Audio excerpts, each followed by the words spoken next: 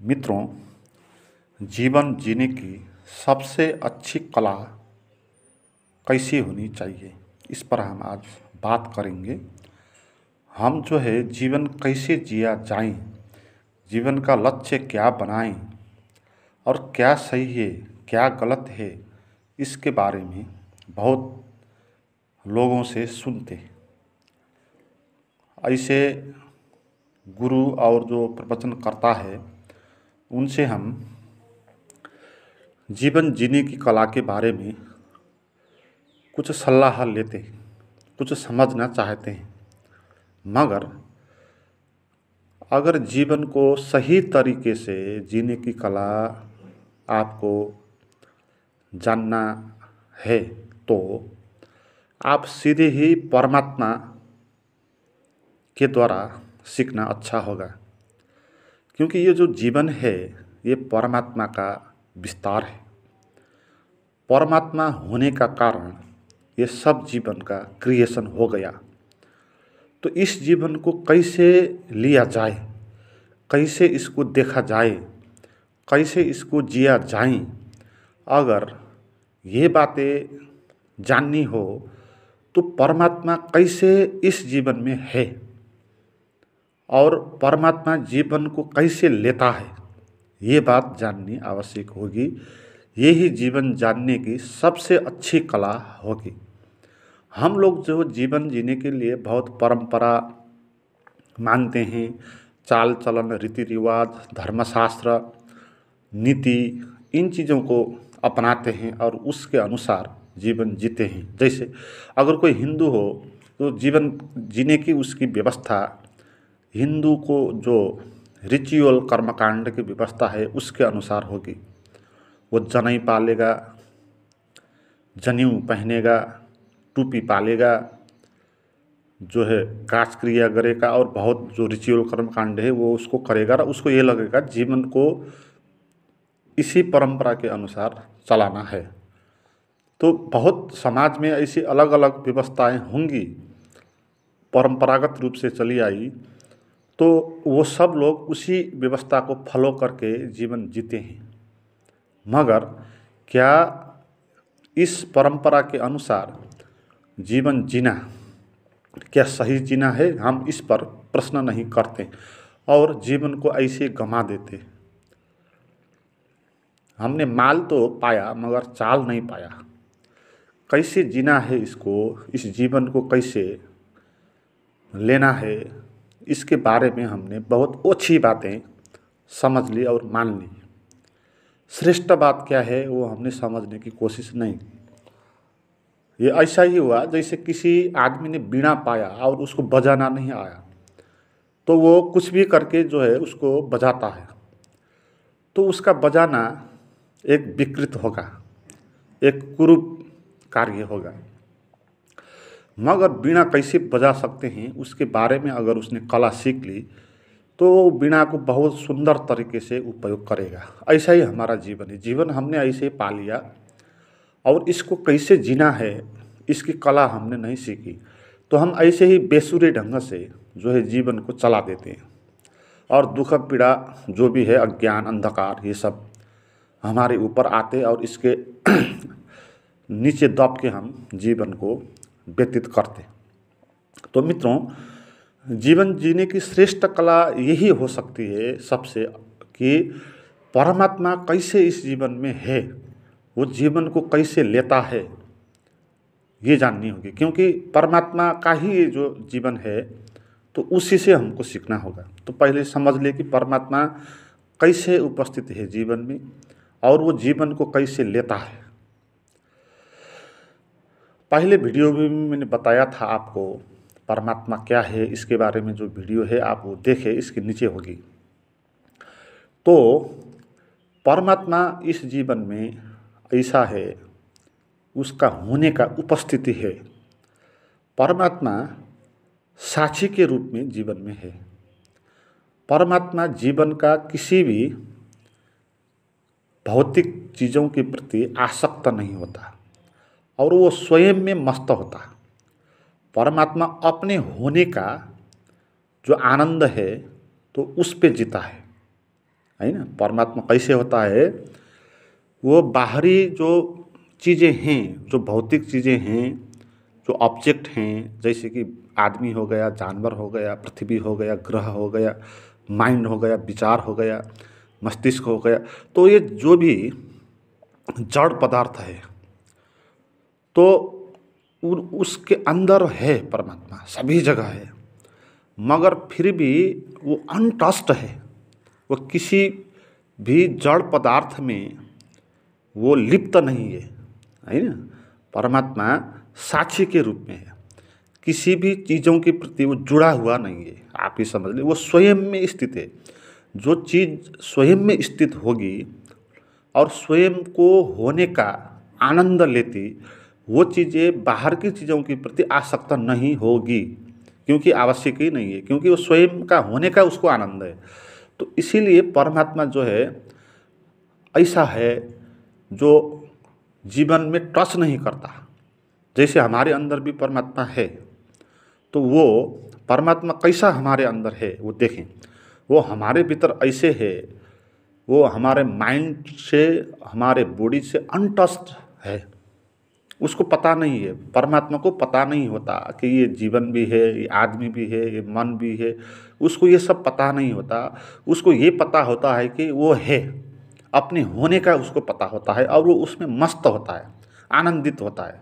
सच्चिदानंद रूपम, वो सत्य के रूप में होता है, और हार्दिक होता है। चित्त यानी हार्दिक, मंगलकारी होता है, कल्याणकारी भाव होता है उसमें, और जो है वो आनंद होता है, उसका अपने होने का उसका आनंद है।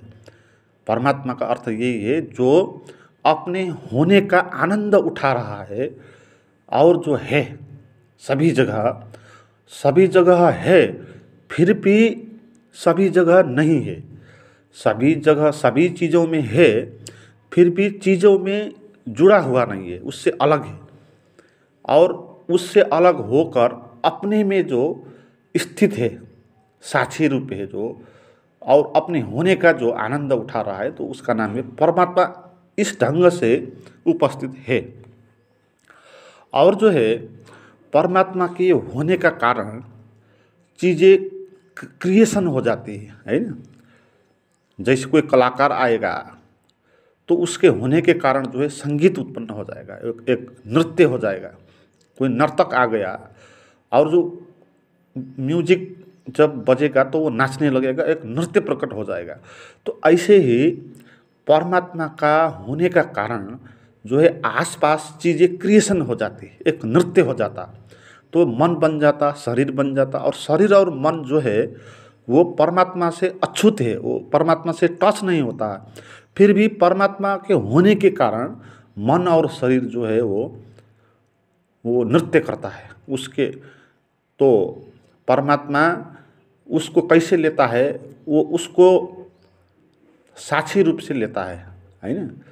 तो उससे संबंधित नहीं होता है परमात्मा, और जो है चीज़ों को होने देता है वो अपने आसपास, है ना।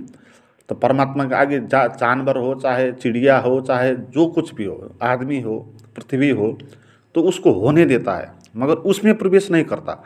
और परमात्मा होने का जो एक महान कार्य हो गया, तो इसके कारण आसपास जो है नृत्य चलता है ना। तो क्रिएशन होता है। तो वो क्रिएशन जो है परमात्मा के होने का एक रिजल्ट है। तो परमात्मा जीवन को इस तरह लेता है।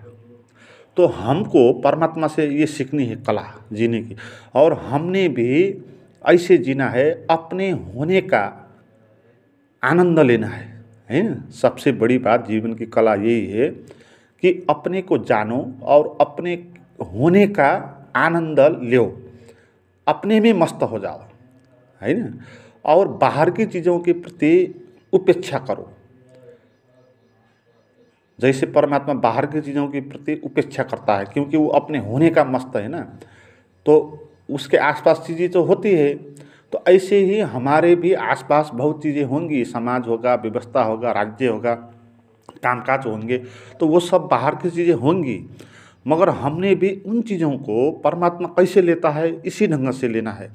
और हमने भी अपने भीतर का जो परमात्मा है, जो होने का कॉन्शसनेस है, तो अवेयरनेस, हाँ, तो उसमें जो है उसको जानना है और उसके होने का आनंद लेना है जीवन में, है ना।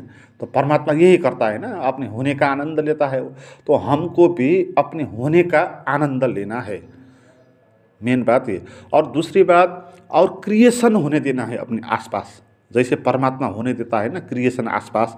माइंड बन गया, आदमी बन गया, फूल फूल रहा है, नदियाँ कलकल कर रही है, तो आकाश में सौरमंडल नृत्य कर रहा है। तो इसी ढंग से जब हम अपने होने का एहसास करेंगे और उसमें मस्त होंगे, तो हमारे आसपास भी क्रिएशन होगा, है ना। हो सकता है हम गीत गा सकते, हो सकता है हम कुछ उद्यम कर सकते, हम नृत्य कर सकते, कोई समाज कल्याणकारी कार्य कर सकते, और जो कुछ भी हम करते आ रहे हैं, हमारे जो जीवन व्यवस्था चलाने में जो कुछ भी काम है, वो काम अच्छे से करना है, होने देना है उसको, है ना। वो क्रिएशन है वो। जैसे परमात्मा होने के कारण ये सृष्टि पैदा हो गई, ऐसे ही हमारे भीतर भी परमात्मा है। तो हमारे भीतर का परमात्मा होने का कारण क्या हो जाएगा, बाहर भी क्रिएशन हो जाएगा। तो हमने भी अपने होने का एहसास करना है और उसमें जो है आनंदित होना है। जीवन आनंद और उत्सव के लिए है, ये बात जाननी है। जीवन की कला ये है कि इसको उत्सव के रूप में लेना है, सीरियस होना नहीं है, क्योंकि परमात्मा सीरियस नहीं है और परमात्मा उत्सव के रूप में जीवन को लेता है। वो अपने होने का आनंद लेता है और अपने आसपास क्रिएशन करता है और क्रिएशन को होने देता है, और वो एक क्या हो जाता है, जीवन के एक नृत्य जैसा होता है, एक उत्सव होता है, एक आर्केस्ट्रा जैसा होता है।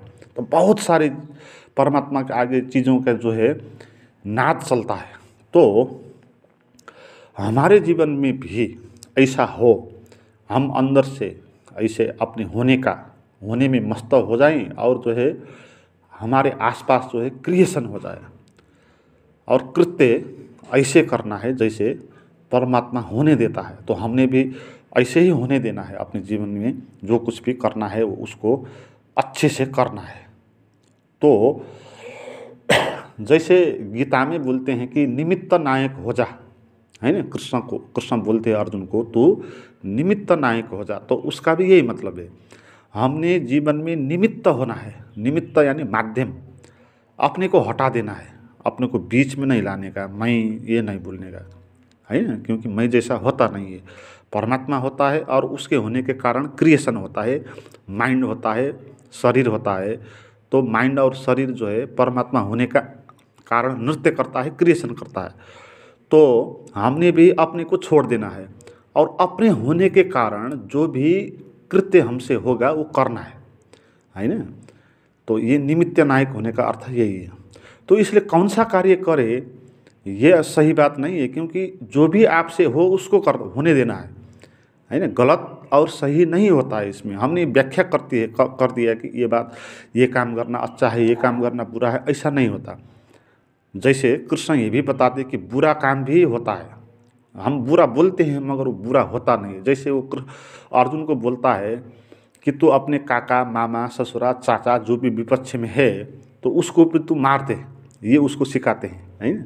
तो किसी को मारना भी हो सकता है, इसको हम गलत काम नहीं बोलेंगे, है ना। तो सत्य, तो परमात्मा क्या चाहता है, आपके आसपास क्या क्रिएशन होना चाहता है, तो उसको होने देना है। व्याख्या करना इसमें है नहीं, और गलत चीज़ें नहीं होगी, क्योंकि परमात्मा कल्याणकारी है। तो कल्याणकारी होने के कारण कल्याण का ही कार्य उससे होगा।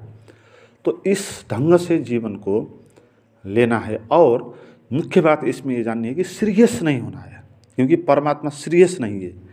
वो अपने होने का वो आनंद उठा रहा है, वो मस्त है। तो हमने भी जीवन में सीरियस नहीं होना है, मस्त होना है। और दूसरी बात, दूसरों को चिंता नहीं करना है। चिंता और बाहर की चीज़ों के प्रति चिंता नहीं करना है। जैसे परमात्मा चिंता नहीं करता है। देखिए भाई, आप बोलते हैं ना कि ये जीवन कैसा है, कि बहुत कुरूप आदमी होते हैं, बहुत अपांग आदमी भी होते हैं, बच्चे को भी कैंसर हो जाता है, और जो है इतनी हत्याएं होती है, भ्रष्टाचार होता है, ये भगवान ने कैसा जीवन बना दिया, अन्याय है ना। ये तो बहुत गलत बात हो रही है ना जीवन में। तो ये कैसे परमात्मा ने बना दिया हम बोलते हैं। तो इसका अर्थ ये है कि परमात्मा को पता ही नहीं है कि क्या हो रहा है, गलत हो रहा है कि सही हो रहा है। परमात्मा अपने होने का आनंद में है और उसके आसपास क्रिएशन हो जाता है। तो क्रिएशन जो है जब होता है तो उधर क्या हो जाता है, अहंकार भी बन जाता है। और जो अहंकार है वो अपने को कर्ता मान देता है और वो जो है अनेक कार्य कर देता है। और अहंकार जो है वो गलत कार्य करेगा, है ना। जो व्यक्ति परमात्मा को कर्ता मानेगा उससे क्या हो जाएगा, अच्छा काम हो जाएगा, क्रिएशन हो जाएगा। जो व्यक्ति अपने खुद को कर्ता मानेगा अहंकार के कारण और उससे बुरा कार्य होगा। तो इसलिए अच्छा और बुरा दोनों कार्य जीवन में होंगे। और परमात्मा उस बात को चिंता नहीं लेता है। हम चिंता लेते हैं, समाज में ऐसा भ्रष्टाचार है, अन्याय है, ये बोलते हैं, है ना। बच्चों को भी कैंसर हो जाता है। तो परमात्मा को इन चीज़ों से कोई मतलब नहीं होता है ना। वो छोड़ देता है जो कुछ भी हो, है ना। अपने कारण होगा, अहंकार बनाया तो बुरा होगा उसका, तो अहंकार नहीं रखा, परमात्मा को सृष्टि को रहस्य जाना तो उसका जीवन अच्छा होगा। तो परमात्मा ने फ्री छोड़ दिया, है ना। और उससे असंबंधित है। हमने भी असंबंधित होना है जीवन से और उपेक्षा कर देना है कि समाज क्या है, कि लोग क्या है, कि क्या। तो बाहर की चीज़ों के प्रति चिंता नहीं करना है, उससे असंबंधित हो जाना है हमको और अपने होने का जो है आनंद उठाना है। और हमारे शरीर और मन से जो भी सृजना होगा वो सृजना करना है। और सृजना के अर्थ ये नहीं है कि आप बड़ा बड़ा ही कार्य करें, आप छोटा छोटा, जैसे झाड़ू पोछा भी आप लगा सकते हैं, लगाते हैं तो भी ऐसा झाड़ू पोछा लगाना कि जैसे परमात्मा के होने के कारण झाड़ू पोछा का क्रिएशन हो रहा है ना। तो इस दृष्टि से छोटे छोटे कामों में भी आप आनंद ले सकते हैं। तो मित्रों, इसमें कोई प्रश्न बचा है तो आप फिर मुझे बात कर सकते हैं। और जो मित्रों नए हैं और मेरी प्राइवेट वीडियो का साधना करना चाहते हैं और ध्यान की गहराई में जाना चाहते हैं और रहस्य का आविष्कार करना चाहते हैं अपने भीतर का, तो मुझे आप बात करें। नंबर और लिंक जो है डिस्क्रिप्शन में दिया हुआ है। तो थैंक यू।